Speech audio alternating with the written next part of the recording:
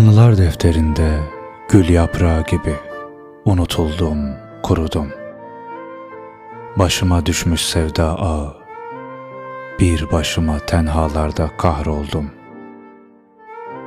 Sen kim bilir rüzgarlı eteklerinle, kim bilir hangi iklimdesin.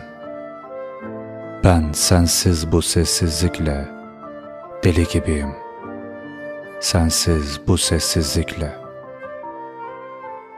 Ayrılıkla başım belada, gözlerini çevir gözlerime. Yoksa sensiz bu sessizlikle deliler gibiyim, sensiz bu sessizlikle.